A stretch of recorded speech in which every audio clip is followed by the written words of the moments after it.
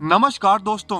28 अप्रैल 2021 NASA का Parker solar probe solar atmosphere की गहराई में उतरकर सूर्य को स्पर्श करने वाला पहला अंतरिक्ष यान बन गया। नासा ने बाद में 14 दिसंबर 2021 को इस चीज की पुष्टि की थी कि उनका अंतरिक्ष यान सूर्य के पास पहुंच गया है और वहां से उसने पार्टिकल्स का सैंपल भी लिया और उसके मैग्नेटिक फील्ड को भी मेजर किया।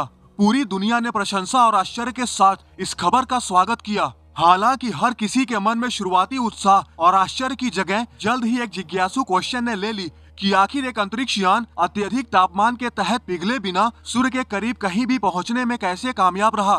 तो आपको बता दें कि नासा ने सूर्य के रहस्यों को जानने की कोशिश में 12 अगस्त 2018 को पार्कर सोलर प्रोब को लॉन्च किया था।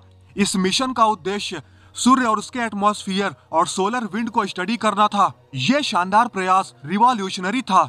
पार्कर सोलर प्रोब किसी स्टार तक ह्यूमैनिटी का फर्स्ट जर्नी का प्रतीक है। कोई भी अन्य अंतरिक्ष यान कभी भी हमारे सूर्य के इतने करीब नहीं पहुंचा। किसी दूसरे सौर मंडल के किसी तारे की तो बात ही छोड़ दें। 735 किलोग्राम वजनी और केवल एक छोटी सी कार के साइज जितना बड़ा, ये नासा के इतिहास में सबसे हल्के फिर भी सबसे शक्तिशाली अंतरिक्ष यानों में से एक है। ये प्रोब अब तक का सबसे तेज ह्यूमन मेड ऑब्जेक्ट भी है, जो लगभग 6,92,000 किलोमीटर प्रति घंटा की स्पीड अचीव करने की क्षमता रखता है। इसके अलावा पार्कर सोलर प्रोब नासा का पहला अंतरिक्ष यान भी है जिसका नाम किसी जीवित व्यक्ति एस्ट्रोफिजिसिस्ट डॉक्टर यूजिन पार्कर के नाम पर रखा गया था, जिन्होंने 1958 में सोलर विंड के अस्तित्व की भविष्यवाणी की थी। सूरज की कई ऑर्बिट्स और कई बार करीब आने के बाद प्रोब ने आखिरकार सूर्य को छू ही लिया। लेकिन सूर्य को छूने का मतलब क्या है? आइए सबसे पहले सूर्य के स्ट्रक्चर पर नजर डालें। सूर्य की सतह पर किसी भी अंतरिक्ष यान का उतरना असंभव है, क्योंकि अधिकांश ग्रहों के विपरीत सूर्य की कोई ठोस सतह नहीं होती। हमारा सूर्य एसेंशियली अत्यधिक गर्म गैसों और प्लाज्मा का एक गोला है जो गुरुत्वाकर्षण द्वारा एक साथ बंधा हुआ है। सूर्य में 7 लेयर्स होती हैं, 3 इनर और 4 आउटर लेयर्स। सूर्य की इनर लेयर्स में कोर, रेडिएटिव जोन और कन्वेक्शन जोन शामिल हैं। जो कोर है वो सूर्य का पावर हाउस है, जहां अत्यधिक दबाव और तापमान के तहत न्यूक्लियर फ्यूजन सूर्य को ईंधन देता है। रेडिएटिव जोन, जैसा कि नाम से पता चलता है, ये वो लेयर है जहां कोर से रेडिएशन निकलता है। कन्वेक्शन जोन वो रीजन होता है जहां रेडिएशन कन्वेक्शन करंट के रूप में बाहर की ओर जाता है। कन्वेक्शन करंट्स तब उत्पन्न होते हैं जब गर्म गैसें ऊपर उठती हैं और ठंडी गैसें डूबती हैं। सूर्य की बाहरी layers photosphere, chromosphere, the transition region और कोरोना। फोटोस्फीयर को सूर्य की सतह के रूप में जाना जाता है। ये वो परत होती है जिसे हम सूर्य को देखने पर देखते हैं और ये इनर लेयर्स और सोलर एटमॉस्फेयर के बीच एक सीमा बनाती है। क्रोमोस्फीयर, द ट्रांजिशन लेयर और कोरोना सोलर एटमॉस्फेयर का निर्माण करते हैं। जो कोरोना है वो सोलर एटमॉस्फेयर की सबसे बाहरी परत होती है, जो सिर्फ सूर्य ग्रहण के दौरान ही धरती से दिखाई देती है। यह परत कांटेदार और अनियमित दिखती है, कुछ हद तक मुकुट की तरह। इसलिए इसका नाम क्राउन के लिए लैटिन शब्द कोरोना के नाम पर रखा गया है। तो अगर जब ये कहा जाता है कि यान ने सूर्य को छू लिया है, तो इसका मतलब ये है कि उसने सूर्य की सतह को नहीं बल्कि कोरोना के करीब पहुंचा है। कोरोना हमेशा वैज्ञानिकों के लिए एक रहस्य रहा है, क्योंकि ये बहुत कम घना होने के बावजूद सूर्य की सतह से लगभग 300 गुना अधिक गर्म है। वैज्ञानिक कोरोना की इस हीटिंग विसंगति से चकित हैं और मानते हैं कि पार्कर सोलर प्रोब शायद इस रहस्य के पीछे का साइंस हमें बता सकता है। अब आइए असली सवाल पर गौर करें कि आखिर ये अंतरिक्ष यान बिना पिघले इतनी दूर तक कैसे पहुंचा। तो आपको बता दें कि पार्कर सोलर प्रोब इंजीनियरिंग और टेक्नोलॉजी का चमत्कार है। इसमें घातक स्टेलर एनवायरनमेंट से बचने के लिए एडवांस साइंस और अत्याधुनिक तकनीक का यूज किया गया है और साथ ही सूरज खुद इस यान को सुरक्षित रखने वाले फैक्टर्स में से एक है। इसे समझने के लिए आइए स्पष्ट करें कि हीट और टेम्परेचर एग्जैक्टली में क्या है। तो अगर हीट की बात करें तो heat total energy of system को डिफाइन करती है, जैसे काइनेटिक एनर्जी और पोटेंशियल एनर्जी। वहीं दूसरी ओर टेम्परेचर किसी सिस्टम की एवरेज काइनेटिक एनर्जी का माप है। ये माप है कि कण कितनी तेजी से चलते हैं। फॉर एग्जाम्पल, एक जलती हुई माचिस की तीली और एक कप गर्म कॉफी को लें। माचिस की तीली का तापमान अधिक होता है क्योंकि जलते हुए कणों में हाई काइनेटिक एनर्जी होती है, लेकिन गर्म कॉफी में अधिक गर्मी होती है क्योंकि एक कप कॉफी में कहीं अधिक कण होते हैं, जिससे सभी कणों की कुल ऊर्जा माचिस की तीली की तुलना में बहुत अधिक हो जाती है। अगर संक्षेप में कहें तो सिर्फ इसलिए कि किसी चीज का तापमान अधिक है, इसका मतलब ये नहीं है कि उसमें हाई हीट एनर्जी होगी। हीट ट्रांसफर डिपेंड करता है कणों की मात्रा और घनत्व पर। सूर्य के साथ भी ऐसा ही मामला है।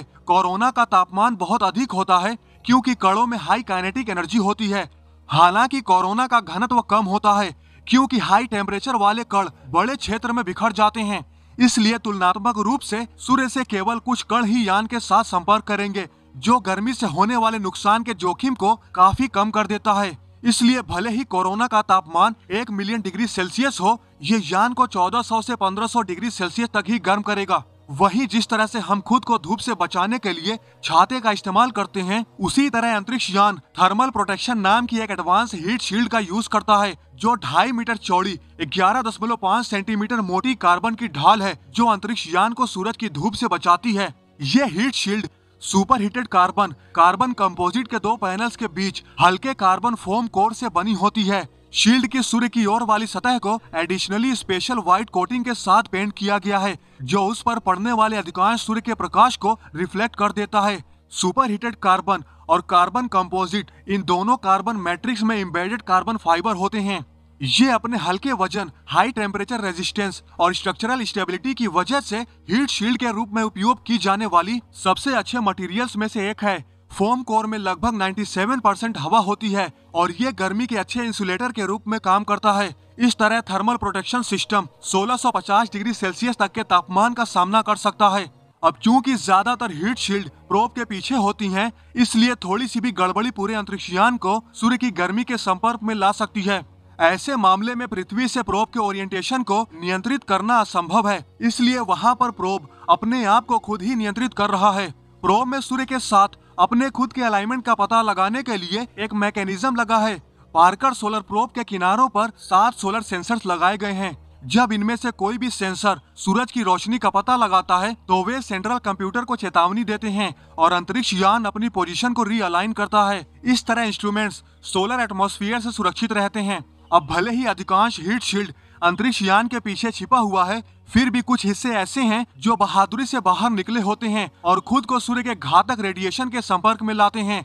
इन हिस्सों को विशेष रूप से उन सभी गर्मी और पार्टिकल्स एमिशन का सामना करने के लिए बनाया गया है जिनसे वे गुजरेंगे। इस यान के सबसे महत्वपूर्ण हिस्सों में से एक है सोलर प्रोब कप या फैराडे कप। ये कप अपनी ओर तेजी से आने वाले हाई एनर्जी पार्टिकल्स को इकट्ठा करने और उनका पता लगाने के लिए सीधे सूर्य का सामना करता है। ये कप बहुत ही high melting point 2349 degree Celsius वाली मोलिब्डेनम धातु से बना है और इसके इलेक्ट्रिकल ग्रिड्स टंगस्टन से बने हैं, जो highest melting point 3422 degree Celsius वाली धातु है। इसके अलावा ये सुनिश्चित करने के लिए कि उपकरण की इलेक्ट्रिक वायरिंग पिघल न जाए, वे नाइओबियम से बने होते हैं। और जाहिर है, सूर्य की ओर उड़ने वाले अंतरिक्ष यान को ऊर्जा देने के लिए ऊर्जा का सबसे अच्छा स्रोत सोलर एनर्जी ही है। हालांकि बहुत ज्यादा सोलर एनर्जी भी हानिकारक हो सकती है। सूरज की रोशनी की एक बड़ी मात्रा अंतरिक्ष यान के भीतर सोलर पैनल्स को गर्म कर सकती हैं और उन्हें नुकसान पहुंचा सकती हैं। इन्हें रोकने के लिए सोलर पैनल्स को इस तरह से डिजाइन किया गया है कि नजदीक आने के दौरान उनकी सतह का केवल एक हिस्सा ही सूर्य के प्रकाश के संपर्क में आ सके।